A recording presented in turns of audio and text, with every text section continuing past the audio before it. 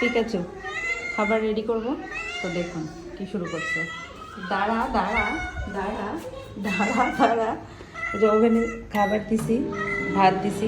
আর রোজার দিন তো ভাত ও ফ্রিজে ছিল, সেটা গরম করে দিতে হবে।